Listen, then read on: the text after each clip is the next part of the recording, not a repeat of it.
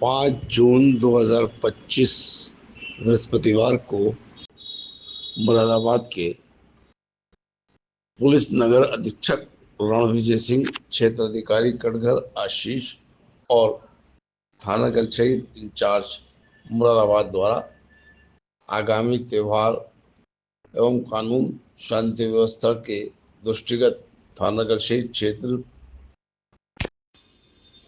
Crescent public school में धर्मगुरुओं, सम्भ्रांत व्यक्तियों के साथ शांति समिति की बैठक आयोजित कर आपसी समन्वय, भाईचारे के साथ शांति सौहार्दपूर्ण वातावरण बनाए रखने, आगामी त्योहारों में कानून व्यवस्था को सुदृढ़ रखने तथा किसी भी प्रकार की भ्रामक अफवाहों से बचने हेतु अपील की गई।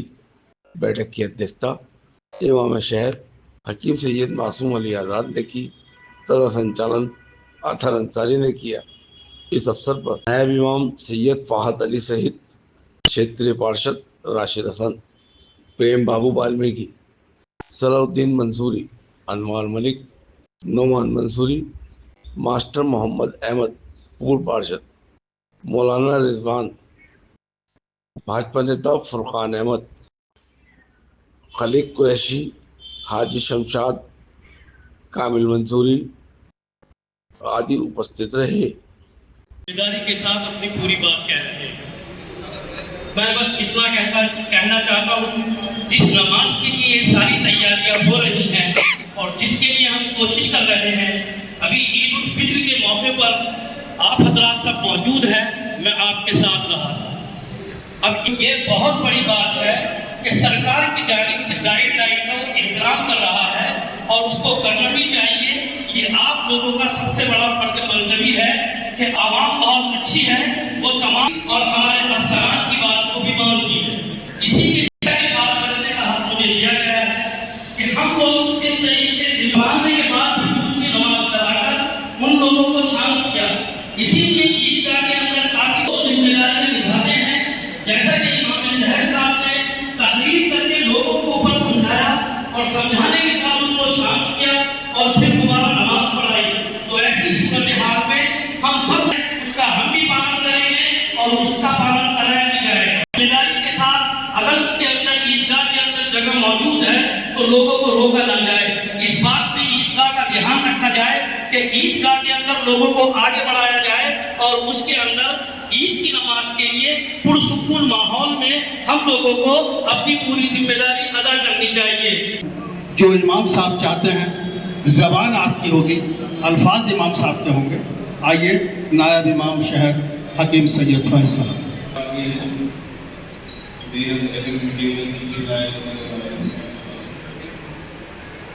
अमन चैन भाईचारा कायम रहे, त्यौहार सुकून के साथ अदा हो, लोग खुशी खुशी आए और खुशी खुशी जाएं, अपनी इबादतों में लगे, कुर्बानियों में लगे, अपने घर जाकर अपने घर वालों के साथ खुशियां मनाएं। यही हमारा और आप सबका मकसद होता है और होना भी चाहिए। मीटिंगों का जो मकसद है वो मकसद ये होता है कि अगर कोई कहीं कमी रह जाए, कोई चूक हो जाए, तो आइंदा उसको दुरुस्त और सही कर लिया जाए। सालों से ईद के सिलसिले में कुछ बातें सामने आती रहती हैं।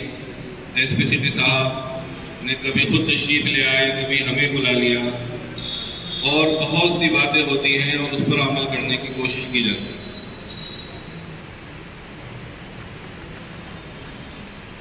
एक कमी रही जो इससे पहले कभी नहीं हुई थी, मैं खास तौर आपको उस पर तवज्जो दिलाना चाहता हूँ।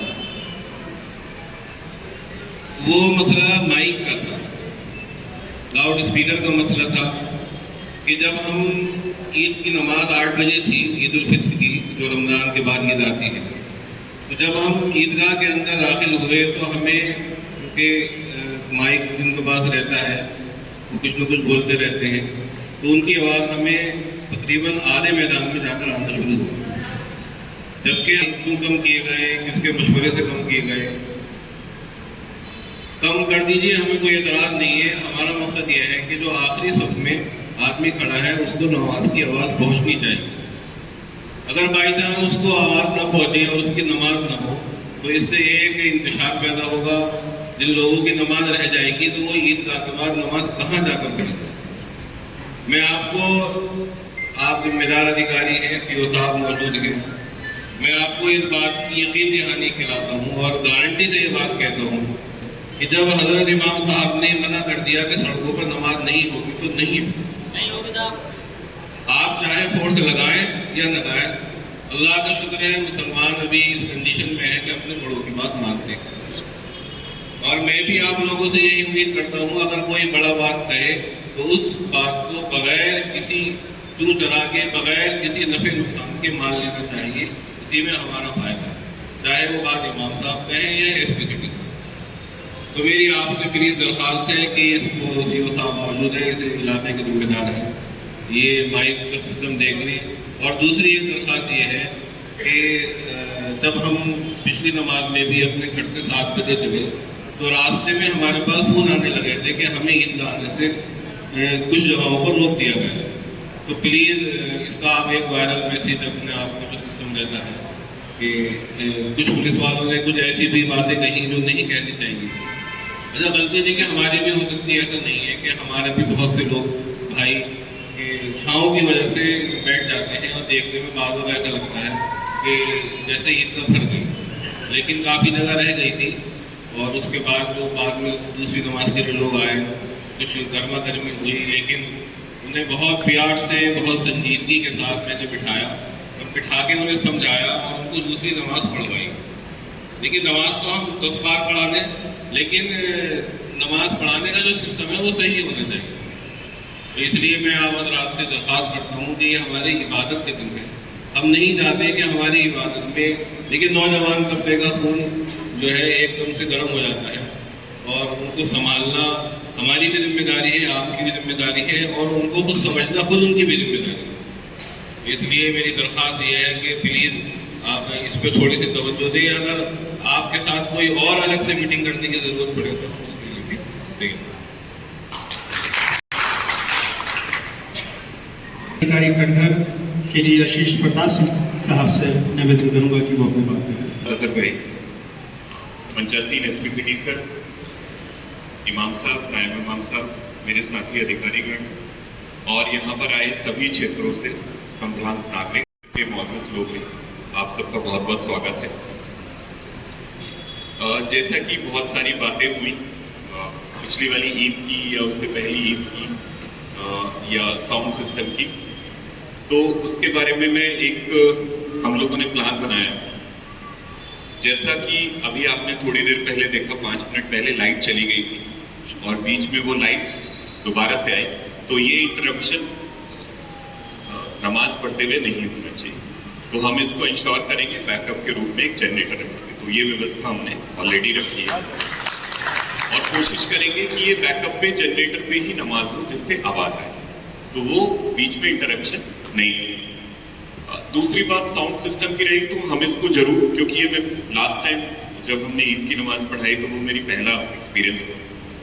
उसकी आवाज़ में ये भी लिखा हुआ था त्योहार रजिस्टर में कि वो बाहर ईदगाह के बाहर बहुत सारे साउंड सिस्टम रहते हैं, उसके अंदर लगाए गए थे। तो हम इंश्योर करेंगे कि उनके कनेक्शंस और वो साउंड बिल्कुल सही रहे। उसके लिए हम एक कल शाम को एक आपको नायब साहब के साथ आप सभी लोग जो सद रहे हैं, हमारे सभी लोग हैं, तो उनके साथ बैठ के एक बार सुन सकते हैं, आखिरी आवाज़ वहाँ से आनी चाहिए। तो इसको हम बिल्कुल इंश्योर करेंगे, आप ये इस तरीके से आप मान सकते। ये इसलिए क्योंकि मैं हमेशा देखिए, इस पृथ्वी पर जो भी कोई क्वेश्चन है या कोई समस्या है उसका समाधान जरूर है।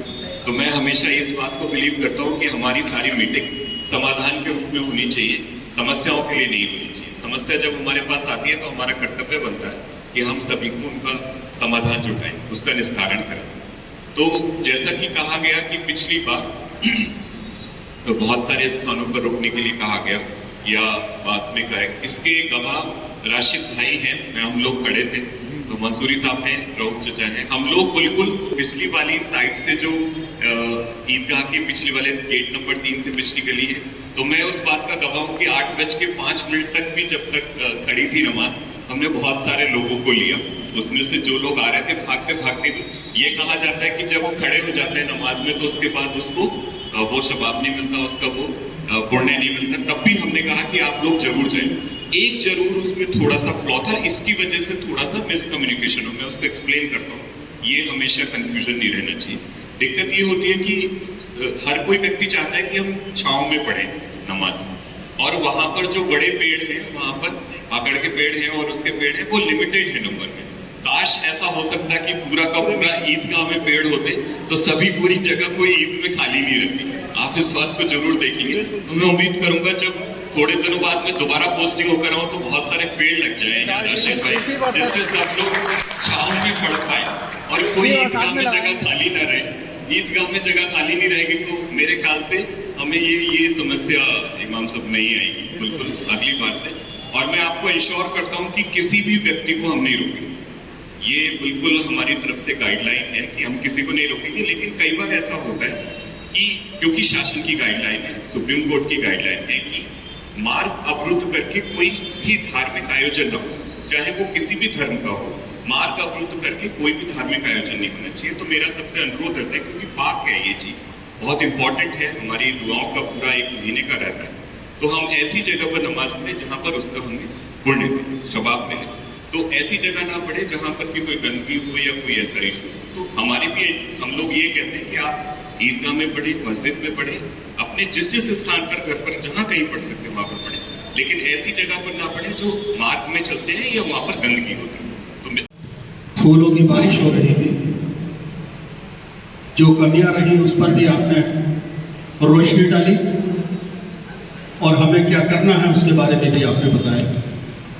साथियों, अब मैं जिस वरिष्ठ अधिकारी के तरफ चलना चाहता हूं, मैं समझता हूं कि अगली ईद उल फितर, ईद उल अजहा, दीपावली और होली तक आप इस क्रिसेंट हॉल में पुलिस अधीक्षक नगर की हैसियत से, लेकिन 2027 आते आते आप सेंट्रल पीस कमेटी की मीटिंग में बीच की कुर्सी पर जिलाधिकारी के साथ बैठा करेंगे। ऐसी बधाई और शुभकामनाएं हमारी आपके साथ। जिनके सरपरस्ती में हम लोग इस शहर में सभी त्योहारों को मना रहे हैं, मेरे साथ बैठे हमारे बहुत ही आदरणीय मोस्ट रिस्पेक्टेड शहरी इमाम साहब, उनके साथ बहुत ही गंभीरतापूर्वक और सभी मसलों पर बहुत ही अच्छा निर्णय लेकर और हर चीज़ को सकुशल संपन्न कराने के लिए हमारे कटिबद्ध हमारे नायब इमाम साहब, हमारे अतर भाई, हमारे सीओ साहब, मंच पे आसीन हमारे पुलिस के अधिकारीगण और साथ ही हमारे सभी लोगों का नाम मैं जानता हूँ। नाम लूँगा तो मुझे समय के साथ फिर नाइंसाफी हो जाएगी। हमारे सभी हरदिल अजीज मेरे सभी भाइयों, हमारे अदर सिविल डिफेंस के हमारे साथी, देखिए मुझे लगता है कि जो बात मैं कहना चाह रहा था, जिन मुद्दों को यहाँ पे उठाया गया, सभी मुद्दों पर आशीष ने जिस तरह से चीज़ों को बताया, ऑलमोस्ट वही मेरी भी सहमति है, वही बात मैं भी बताता। आप ये मान के चलिए कि ये शहर आपका है और इसमें हम लोग कुछ दिनों की आपकी सेवा में आते हैं और फिर कुछ समय के बाद यहाँ चले जाते हैं। अच्छाई बुराई सबके साथ जोड़ी जाती है, लेकिन मैं अपनी बात ये जरूर कहना चाहूँगा कि मैं जो बात अपनी जबान से कहता हूँ अपने दिल से बोलता हूँ। वो केवल जबान में नहीं रहती। अगर मैं आपको ये कहता हूँ कि मेरी मंशा ये है कि आप सभी बड़े सुकून के साथ और बड़ी अच्छे माहौल में अपने त्यौहार को मनाएं, तो ये मेरे दिल की आवाज़ होगी। और मैं ये चाहता हूँ कि जो सिस्टम, जो जिस तरह से रूल रेगुलेशन जिस तरह चल रहे हैं, उसके हिसाब से अगर आप सभी चीज़ों का पालन कराएंगे तो मुझे भी, मेरे दिल को भी बहुत सुकून होगा। क्योंकि मैं चाहता हूँ कि आपको कभी भी अपने किसी भी त्यौहार को मनाने में किसी तरह की कोई तकलीफ ना हो। जितनी सारी सुविधाएं आपको चाहिए वो सारी सुविधाएं आपको दी जाएंगी। जिस सुविधाओं के आप हकदार हैं वो आपको जरूर मिले, और उसके लिए हम हमेशा प्रयासरत भी रहते हैं। आपके पीछे भी जब भी अधिकारियों से बात होती है तो मैं चाहता हूं कि हर वो मुद्दे, हर वो समस्याएं जो आपके मन में होती है उसके बारे में कोई ना कोई समाधान निकाल करके आपको बताया जाए, और फिर आपको बड़े ही सुकून के साथ, इत्मीनान के साथ आपके सब त्यौहार संपन्न कराए जाए। पिछली बार की जो चीज़ें हुई उसके बारे में मैं कुछ बात नहीं करना चाहता। बड़े अच्छे तरीके से हमारे कामिल भाई ने कहा कि जो बात बीत गई उसके बारे में क्या चर्चा करना है, आगे कैसे अच्छा हो उसके लिए हमें देखना है, विचार करना है। थोड़ी मोड़ी कमियां उस दिन जो रह गई उसके बारे में बस इतना ही कहूँगा कि कहीं ना कहीं से कुछ गैप्स हमारे और आपके बीच में हो गए। उसको हम कम्युनिकेशन गैप कहते हैं कि अंदर से कुछ आवाज़ आई, कुछ लोगों ने साफे पर पूरी तरह से साफे जो लगे थे उस पर सही तरीके से लोगों ने उसको वहाँ जा कर के नहीं बैठे, पेड़ की छाप के चलते लोग पहले बैठ गए, बीच में जगह खाली रह गई, नमाज पढ़ने में रोके जाने की तरह बातें करने लगे, उनको जरूरत उनकी नहीं पड़ती। बहुत हो गया, बद दिया, अब जगह नहीं है, रोक दीजिए। मैं ये बात आपको आज कहना चाहता हूँ। तभी मैंने निर्णय लिया कि भाई अब रोक दिया जाए, नहीं तो वहाँ पे फिर बाद में बाहर लोग कैसे बैठने की दिक्कत आएगी। अंदर का अंदाजा नहीं लग पाया, और वाकई मैं आपको बता रहा हूँ कि कितने लोग चारों तरफ से सड़कों पर रहेंगे, कितने लोगों को रोका जाए, ये कहना बड़ा मुश्किल है कि कितनी जगह खाली है, कितने लोग हमें अकोमोडेट कर रहे हैं। तो कोई ना कोई एक टाइम फिक्स करना होगा कि उसके बाद हम एंट्री नहीं करा सकते। ये एक मजबूरी है, इस मजबूरी को हम सबको आपको समझना पड़ेगा। तो खैर, मैं सबसे पहले अपने शहर के लोगों को मुबारकबाद देता हूँ कि हमारे एमपी साहब ने सबका भी जीत लिया। सबका ये जीत है, हमें पूरा भरोसा है एमपी साहब को, और जो हम सब देश से जो काम कर रहे हैं वो हमारी चैनल चाहिए। आप एक पुरानी बात आपको बता रहा हूँ, आप बहुत लोग मालूम भी है, ईदगाह के अंदर थोड़े 5 चबूतरे बने हुए थे, और एक आध चबूतरा रह गया। वो चबूतरे इस वजह से के ऊपर एक आदमी खड़ा होकर इमाम जब अल्लाह ऊपर गया तो उस तक आवाज़ पहुँच जाए, उसके आवाज़ दूसरे तक पहुँच जाए। ये सिस्टम था, ये माइक में पहले तो वो अभी जो क्या चबूतरे रह गए हैं वो उससे यह है कि नमाज में खलल ना पड़े। मिसाल के तौर पर इमाम साहब तक पहुँच गए सिलसिले में और दूसरा के खड़े रुकू में, तो लिहाजा ये माइक का सिस्टम ऐसा होना चाहिए कि इमाम की आवाज़ और नमाज का जो तरीका है और नमाज का जो फंक्शन है, नमाज का जो अदा करने का तरीका है वो रास्ता रहे, उसका खलल ना पड़े। और वो खलल पड़ जाता है तो आगे जवाबों के अंदर खुशबू पैदा रहता है और जिसे भी रहता है। तो लिहाजा ये बाकी की ध्यान देने की जरूरत है। और हमारा शहर बिल्कुल शांत है, आपस में प्यार मोहब्बत है, किसी को कोई विवाद नहीं है, बल्कि शहर का पूरा जिला हमारा बहुत अच्छी तरह से अच्छाई में चल रहा है। और शासन प्रशासन जो गाइडलाइन आई है वो पूरे मुकम्मल लोग कर रहे हैं और कराएंगे, और बहुत ज़्यादा जागरूक हो गए हैं लोग, और वो कहना में अपना भी बगैर बताए रहे बल्कि पूरा अमल कर रहे हैं। और मैं यही करता हूँ कि हमारा प्यार मोहब्बत के साथ एक दूसरे के साथ और भाईचारा सबसे पहली बात नहीं ये होनी चाहिए, हर आदमी को जो बात करे वो अलग के साथ करे, छोटा बड़े का अलग करे और बड़ा छोटे के साथ अलग करे, तो कोई झगड़ा फसाद हो ही नहीं सकता। और इसी का खैर भी है, इसी का अच्छाई भी है, क्योंकि हमें 2 चीज़ की बहुत ज़रूरत है। एक तो तालीम की, कारोबार की। अगर हमारे पास हमारे चैन सुकून रहेगा, शहर में बच्चे हमारे तालीम पाएंगे, तरक्की करेंगे, कारोबार अच्छा रहेगा और कारोबार में तरक्की भी होगी। अगर हम ऐसे रहे उनके सीधे बातें करते रहे तो हमारे बच्चे ना तालीम पाएंगे ना कारोबार कामयाब होगा। और आपका पहले कहना और आपका बहुत बहुत शुक्रिया।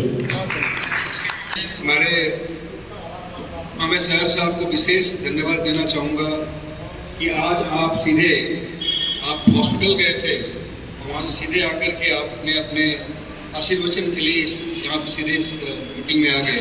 मैं आपका विशेष शुक्रिया अदा करना चाहूँगा। धन्यवाद। ऐसा साहब इमाम साहब, नवाब इमाम साहब, मेरे साथी ने, वह यहाँ की आवाम जिसने मुझे, आप लोग सब धन्यवाद के पात्र हैं। और इसमें सबसे ज़्यादा मेरे अधिकारियों का आशीर्वाद है कि उन्होंने मुझ पर विश्वास बनाए रखा और मुझे चौथी बार ईद कराने का मौका दिया है। तो आप लोग धन्यवाद के पात्र तो ही, बाकी सब चीज़ें आपको सर ने बता दी हैं, सभी लोगों ने बता दी है। मैं अपने अधिकारियों के बिहाफ से आपको एक बात बताना चाहता हूँ कि अगले 4 दिन जब तक ईद है, मैं 24 घंटे अवेलेबल हूँ। आपने पहले भी देखा होगा, आप 24 घंटे, सर ने कहा है कि वो सर को फोन कर लें आप लोग, लेकिन उससे पहले आप मुझे फोन कर लें, मैं यहीं मिलूंगा। मैं अपने लगभग ऐसे कि ईदगाह पे ही सोऊंगा, घंटे 2 घंटे वहीं मेरी गाड़ी रहेगी, ईदगाह से मैं हटूंगा नहीं। पिछली बार से भी मैं ऐसे ही रहता हूँ, तो आप सर को कष्ट देने से पहले मुझे बता दें, तो मैं वहाँ, आप मेरा फोन और मैं अधिकतर वहीं उपलब्ध रहता हूँ। 3-4 बजे से पहले मैं वहाँ जाता नहीं हूँ ईदगाह से, तो आप एक बार मुझे जरूर कॉल कर लें, मैं वहाँ उपलब्ध रहूँगा। उसी के साथ साथ आपका बहुत बहुत धन्यवाद।